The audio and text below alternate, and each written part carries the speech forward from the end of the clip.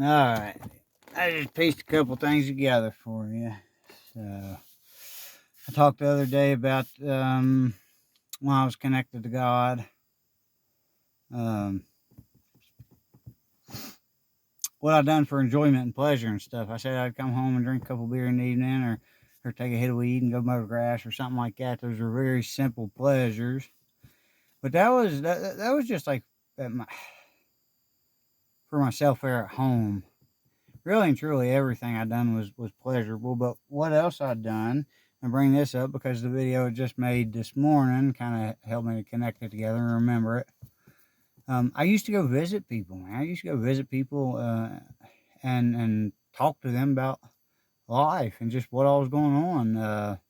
It was mostly elderly people, not just elderly. Shit, dude, I don't know. I was a very active person. I would run into people at the store and just talk to them. Anybody. I kind of connected with everybody. You know, like I didn't meet any strangers. I, um, and that was pleasurable. That was enjoyment. That was entertainment in a way. But it was healthy, loving entertainment, not addictive and destructive entertainment. Um, and that's what a lot of people do. They get together and they just gossip or something. Y'all connect with one another, but it's not in a healthy, loving manner. Although it's just gossiping and hateful judgment shit, judgmental stuff. That ain't no good. It doesn't help you. It doesn't help them. It's not making the world a better place.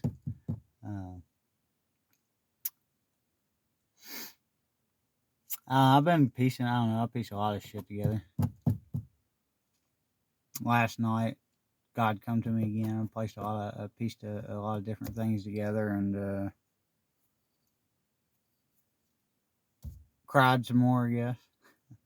Um, Shed a few tears, whatever you want to call it. There, healing. It's more healing. I don't remember. I don't remember what all of it was about. Actually, one thing was about the old man up here where he passed away about a year ago. Well, just a tad over a year ago. Um, I don't know. I remembered one thing. Me and him, we always got on great. He was like that. He never met a stranger nowhere. He's always, man, he would just talk to anybody. 89 years old, 260 pounds, walked around with a cane. But he got out. He walked around. He drove, man. We'd ride through the woods on the gator and picking up sticks, and he's always pointing here, pointing there. Grab that, grab this, do that. You know, he was a very old school man.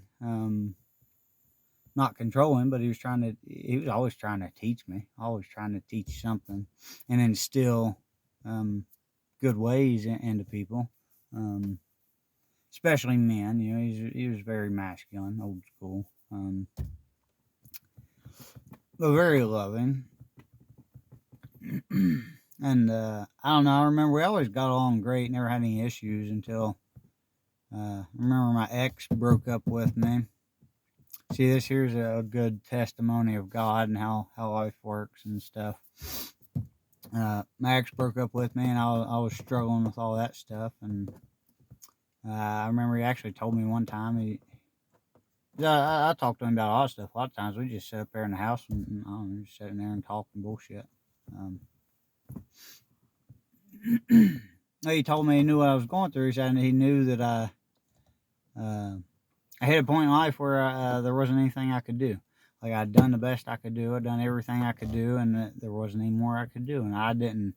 I guess I was struggling with that. I didn't know how to handle that. And I remember I told Max one time. I was like, I could fix anything in the damn world, but I can't fix you. It's like I can't help you, and that's because she wasn't willing to help herself.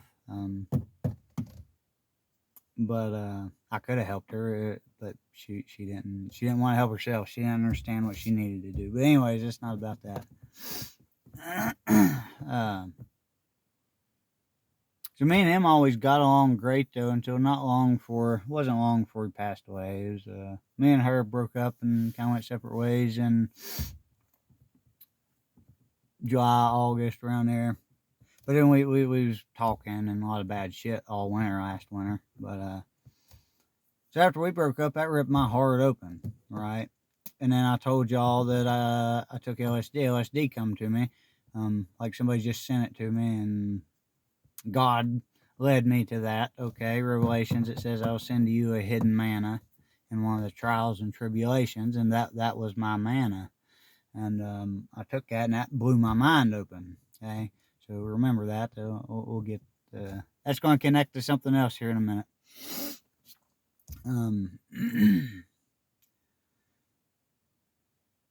But I remember I worked for a man for about a year, and it got kind of aggravating because, like I say, he's always pointing here, do this, do that, grab this, grab that, you know. And that's because he couldn't do anything, so he wanted to be able to do something, wanted to feel like he was doing something. I was basically like an extension of him, and that was, you know, that was, I was a servant. I was working for him, so you know I tried to do that for him.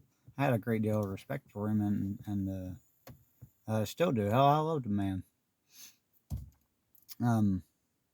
I was out here in the woods working one day, you know, and I'd been dealing with all that stuff. She left me, so I was dealing with a lot of internal struggles. And I just finally, I don't know, I was just that day I wasn't able to deal with it. He come out there, I was busting wood, and he just asked one of those questions. He said, "What's that over there?"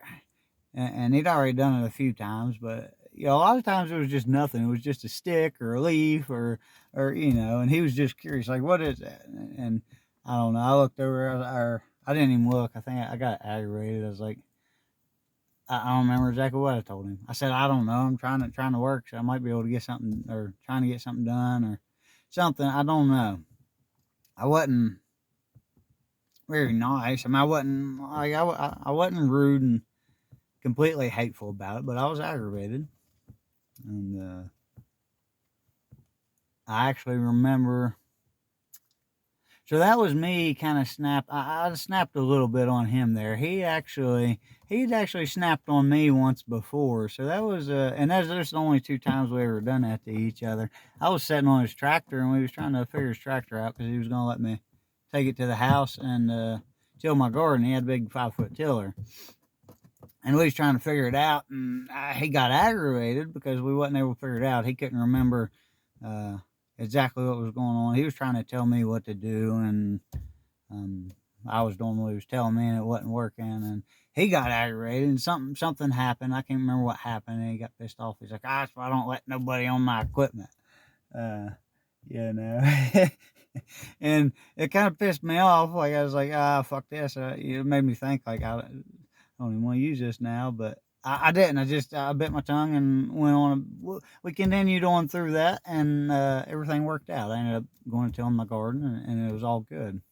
And then when I done that to him, I snapped on him a little bit there. He was like, "Well, fuck you then." I was like, "Okay," you know. And I took that and I just kept working. And but I remember after that time though, I'd always seen him as a very big, just outgoing, confident man, and it was shortly after that I was over at his place, and he walked up a flight of stairs every day. That's where he lived up on second story, and walked up a flight of stairs every day. It's outside. It's like a nice little place up here on the mountain. His staircase is outside, and that's where he goes up. 260-pound man, 89 years old with a cane. I mean, he's a hell of a man. My nose is running. I was down about, I don't know, maybe not 60 yards or so, 60, 80 yards from him. And I looked up and I saw him. I watched him walking up the stairs. I just happened to look. I was picking up sticks, doing some shit. I don't know. And I just looked up and seen him going up them stairs. And for the first time, out of all that time we was together, I don't know, what I saw was, I felt like I saw an old, broken down man. I don't know. My heart just kind of got sad in that moment, I guess. And and partly because of what, you know, I snapped on him and what happened. But it's not, I don't blame myself. It's just, that's how God works, man. Things like that. I noticed that. And those two things were connected kind of. But that was a change. That was a changing point. So my heart had ripped open, and my mind, LSD blew my mind open. And it wasn't long after that, that he passed away, like the first or second week of January, I believe, last year. And here's how that happened. Well, let me tell you this. He always called me his boy. So I think Gene Beard, he lost his mother. I'm going to tell you a little story about him here. He never knew his dad. They had ideas of who they thought he was, but his dad, whoever it was, got his mom pregnant and left, okay? And his mom never talked about it. And she burnt up in a house fire when he was just a baby. She carried him out of the house and set him on a rock and went back in the house to get some jewelry or something and ended up burning up. So he never really knew either one of his parents there. I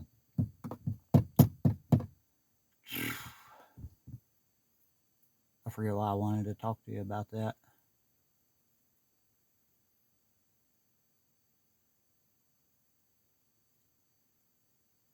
I'm not sure. That was just a little background on him, though. Okay. So he had a heart attack, and that's not what killed him. Okay, see, he had a heart attack. So I told you my heart was ripped open, and LSD blew my mind open. Well, he ended up having a heart attack. And then, I remember now. Sorry, he called me his boy. And, okay, so I told you he lost his parents. Well, Gene Beard, I think he really helped raise a lot of people in the world. He always helped people out every chance he got, and he tried to be a father to anybody that he thought, could use it, or he helped them out, I believe.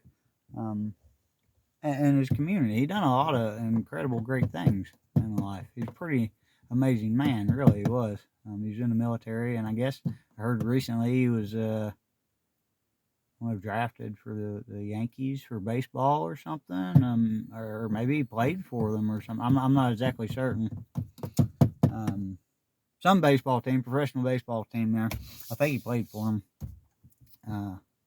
And he was very active in his community and everything. So I was kind of like, I guess, like the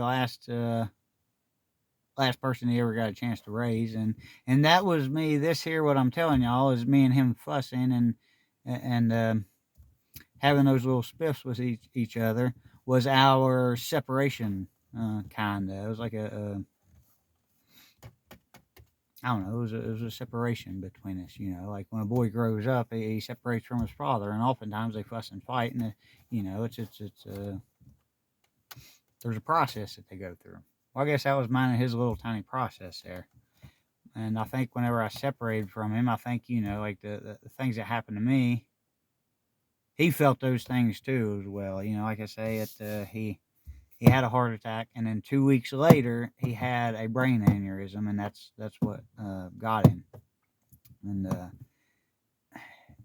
so see, me and him were very close. That's what I was trying to explain there, I guess. Like, he always called me his boy. And he was like a grandpa or something, or a dad or something. I mean, hell, a father figure of some sort. Father, grandfather. And that's how life works. That's how when you love people, that's how it works. I notice stuff like that all the time. We share in each other's pains and stuff. And I actually, there was once a time I kind of, I don't know, I blamed myself for what happened, because this was back when I was still trying to figure all this out, figure out how God works and how all this power and this just energy and all that stuff works.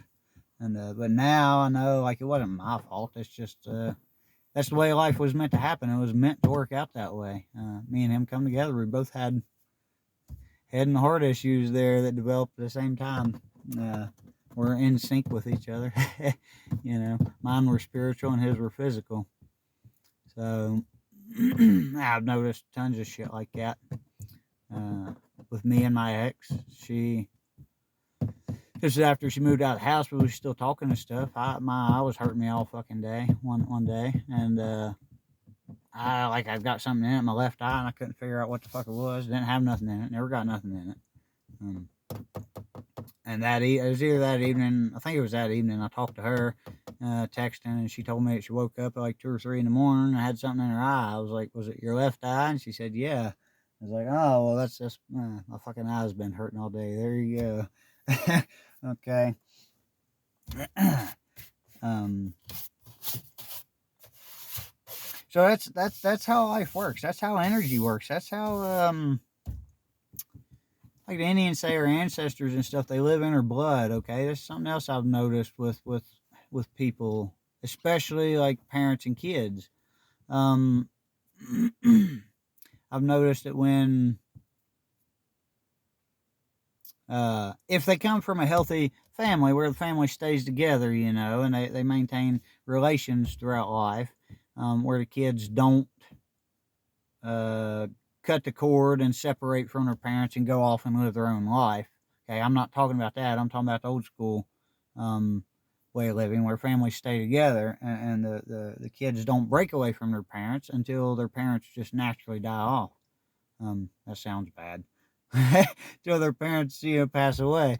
Uh, and here's what happens. Here's what I used to hear too: is that men don't actually develop into men until their fathers pass away. Okay. Well, in this type of family, in this type of relationship, or you know, yeah, family, that's how it works. So if a son stays underneath his father and mother's um, underneath them, if he does not cut the umbilical cord and break away and go live his own life, then he will naturally um, stay underneath of his father until his father passes away. And then when his father passes away, as if he hits a new stage in life, he grows up a lot from that. Or and something else I've noticed is like when a mother passes away, men will often develop a more feminine side of themselves. And here's what that is. That is, so when your father passes away, there's a certain masculinity in there that he's your bloodline, so he's in your lineage, and if you haven't broke away from that, he is part of your masculinity is in him, and you will not attain that and get that back until he passes away, and then his spirit returns to you. Okay, so if that, I hope that makes sense for you. um, and then when, say, the mother passes away, her spirit will return to her kids and stuff. And not just the kids, but anybody that loved them. So when somebody passes away, their spirit does not pass away. Their spirit actually goes back out to all of their loved ones. And their loved ones accept them back into them. That becomes a part of their loved ones. And so we carry each other on throughout life. This is how we carry our ancestors and our lineages on throughout life. I've noticed that with myself. See, I have broken away from my mother and father, and I've already broken away from them. I'm going to tell you what I already do. I already carry parts of them with me. Okay, I don't need, like, I'm sure when they pass away, there will be other things that come to me. I'm certain of it. Okay, but in a way, I've broken away and got out on my own, become my own man. Okay, I'm quite certain when they pass away, because I love them, I will experience changes in life, and there will be more growth and development. But the reason I had to break away is because God was not there wasn't really God, and God wasn't involved. Okay, so it was kind of a lot of bad ways and stuff. I was suffering there, and that's why I say. So if you have godly families, I encourage people to start godly relationships. If you want kids, or if you have kids or whatever, look for somebody, a man of God, because you will. It's just better that way. Okay, it's just better that way. Let me explain the growth process. What I just talked about with kids staying underneath of their parents. Okay, it is good that way. A slow, steady, natural growth is much better than a quick, rapid growth. I'm talking about, like, let's say trees and stuff in the forest. Okay, the bigger trees cast shade on the little trees, and because of that naturally stunts their growth. It holds them back a little bit, but because of that, they grow to become more sturdy and stable. Okay, and when, say, a big tree passes away, it lets in new sunlight and whatever, is underneath, then that they experience is a period of rapid growth. And or more growth, moves on up, gets a chance to move on up. And that's how things work in harmony with each other, okay? Like, it wouldn't be good for the younger trees to just bust on up through and push the big ones out of the way. Your forest isn't going to be in harmony. I don't know. That would be self-destructive, right? So it's not good for kids to break away. If they're in a godly relationship, if they have godly parents and family, they're not going to break away. They're going to, because the bigger trees, they cast shade on the little trees, but they also support them. They provide love and nutrients and support in raising them, okay? The only time that kids are really going to go breaking away from their families is when they're not getting the love and nutrients and support that they need. So that turned into more than I thought it was going to. It was, yeah, that sounds about right, doesn't it? Pretty typical there. For me.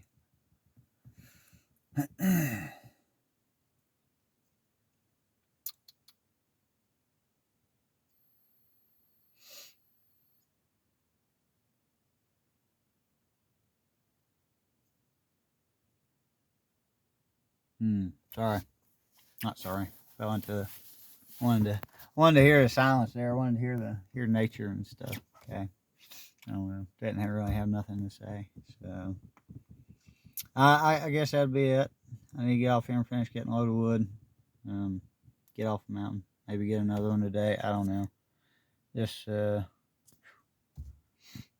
still feeling the changes from this diet. My old body's still dragging now and then, where it's going through changes. I hadn't quite adapted all the way yet. I'm not moving real fast today. Not highly energetic. Y'all be good. Stay tuned. Like and share my shit. Nobody's sharing it. I don't know if that's because you're not liking it enough, or I don't know. I'm not telling you have to. I don't want you to unless you want to. I believe that my message will reach out to everybody that's meant to reach out to. So if you're not sharing it, maybe it's not meant to be. Whatever. If God's calling on your heart to. There's something else I'd like to talk about. I got a little bit of time. I got to quit running my videos past like 35 minutes because the damn Facebook silences them. Like the sound mutes on them after that. So try to keep them 30 minutes or less at least, I guess. I forgot what the fuck I was going to talk about. Damn it. Well, I might talk about it, I might not.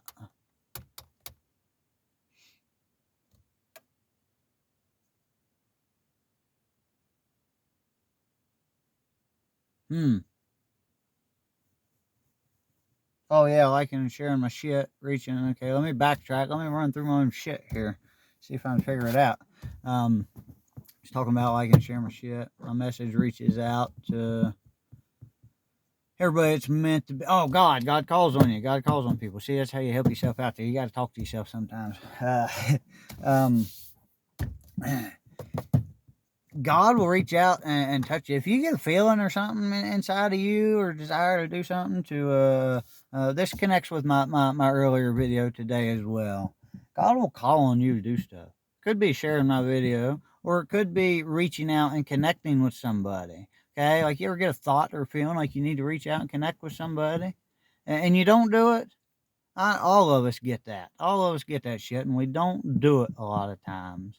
Okay, well, that's God calling on you. It's like, hey, maybe this person needs help. Check on them, reach out, connect to them. Okay, we need to learn to start listening to that stuff inside of us. That's God calling on you and pulling on you. Hey, that's how that shit works. I had a buddy who went through a lot of depression and a lot of bad shit, and he was sitting up on a mountain, told me he was getting ready to blow his brains out or something. I don't know, sitting up there with a shotgun. And so he was getting ready to kill himself, and his phone rang. Okay, one of his friends called him just right there at the right moment, and that stopped him from killing himself. Okay, so if God's laying something like that on your heart, anything like that, you need to answer that. Answer that call, man. Answer that shit. God will ask you to do stuff like that. Stop in and see random people, or send a text to somebody, or call, or whatever, man. God will ask you to fucking go to the grocery store. You don't have to know why.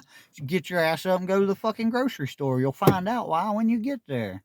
See, a lot of people think I'm fucking crazy because I move around all over the place. I do a lot of shit that don't make sense to y'all. That's right. It doesn't make sense. That's because I trust God. I trust my intuition and where God is leading me. Okay, it's not going to make sense in here at first. I'm telling you, I've been doing it long enough. It does make sense in here to me because I've seen how it all works and plays out. Okay, I've seen what God does and how things work out in the name of love. Okay, for God connecting people and shit, right? And that was something that was hard for me to get used to. I mean, it was like I questioned God a lot. I used to question God a lot, and there's times that I still do. I am not perfect at this, at answering the call, because I'm still clearing out a lot of bad shit inside of me. So when you got bad shit, you got evil and stuff inside of you. You got to learn to distinguish between the two. You'll have callings for good things, and it's really not hard. Like one will be out of love, and one will be out of addiction or some kind of bullshit. You know, like if you're getting a calling to fucking, if you've been addicted to alcohol all your life, and you're trying to, you're getting a calling to, oh, you should go drink. Well, yeah, that's probably evil. That's the corruption. That's not God leading you somewhere good. I'm not saying that God don't use alcohol or can't use alcohol or anything like that. God uses everything. I've used drugs. I got a deep appreciation for drugs because they help me to find myself. A lot of people say drugs understand them better than people do, right? Okay, well, that's because the drug opens you up to yourself. They can help you develop an understanding of yourself. That's why people get addicted to them. It connects them to who they already are, and then they get attached to the drug. Well, the problem with it is the drug comes with its own fucking limitations and shit. Okay, the addiction is evil. It's a crutch. It'll drag you down and limit you in life and hurt you. But they can be very, very helpful in healing as well. So this is why so many goddamn people are on drugs these days. We don't let them be who they are naturally, and so they're trying to set their soul free, their spirit free. So I don't know, that turned out pretty good there, I guess. I'm gonna just call that it. That's good. I done fucking went like 3 or 4 extra things more than I was thinking there. I love y'all. Be good. Don't be good. I don't know. Take care.